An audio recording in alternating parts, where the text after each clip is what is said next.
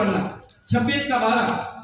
Bible कहती है परमेश्वर इसहाक के मध्य में था, परमेश्वर इसहाक के बीच में था। और बाइबल कहती है जब इसहाक ने जोता बोया, जब इसहाक ने खेती को करा, वचन कहता है परमेश्वर ने इसहाक को 100 गुना फल दिया और परमेश्वर ने इसहाक को आशीष दी और यहोवा ने उसको आशीष दी। और यहोवा ने उसको आशीष दिया।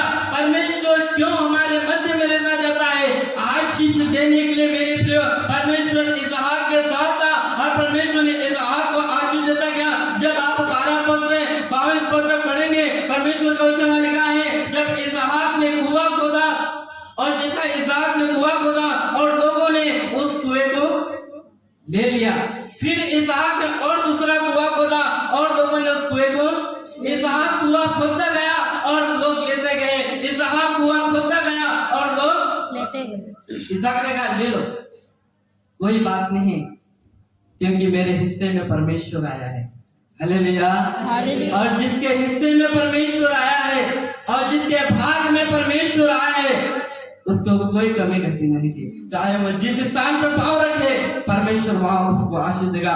जिस खेत में वो पांव रखे, उस खेती में परमेश्वर उसको आशीष देगा। जिस नौकरी में वो अपने पैर को रखेगा, परमेश्वर उस नौकरी में उसको आशीष देगा। जिस पढ़ाई में वो अपने पैर को रखेगा, उस पढ़ाई में परमेश्वर उसको आगे बढ़ाएगा। जिस मजदूरी में वो अपने पैर को रखेगा, उस मजदूरी को परमेश्वर बढ़ाएगा, क्योंकि आपके हिस्से में परमेश्वर आना चाहिए मेरे प्रियो।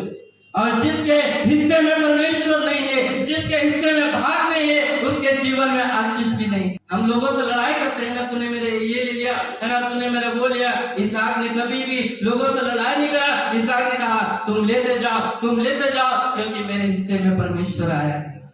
आज आपके भाग में, आज आपके हिस्से में चाहे दुनिया की कोई चीजें आए या न आए, परंतु यदि आपके हिस्से में परमेश्वर आए, आप इस दुनिया के सबसे आशीषित बेटा और बेटी है मेरे प्रिय। आज प्रभु से कहें प्रभु मेरे हिस्से में तू आ। चाहे दुनिया की कोई वस्तु आए ना आए, चाहे नौकरी मेरे हिस्से में आए ना आए, चाहे मजदूरी मेरे हिस्से में आए ना आए, चाहे मेरे हिस्से में खेत आए या ना आए, चाहे मेरे हिस्से में है ना दुनिया की कोई चीजें आए या ना आए, पर यदि प्रभु तू मेरे हिस्से में आए, और जिसके हिस्से में परमेश्वर आता है, जिसके भाग में परमेश्वर है, वो दुनिया का सबसे आशीषित बेटा और बेटी है मेरे लिए। इसलिए वचन कहता है क्यों परमेश्वर हमारे मध्य में रहना चाहता है, आशीष देने के लिए। परमेश्वर अब्राहम के साथ था, परमेश्वर ने अब्राहम को आशीष दिया। परमेश्वर इसहाक के साथ था, परमेश्वर ने इसहाक को आशीष दिया। परमेश्वर याकूब के साथ था, परमेश्वर ने याकूब को आशीष दिया। यदि आज परमेश्वर आपके और मेरे साथ में है, परमेश्वर आपको और मुझको भी आशीष करेगा।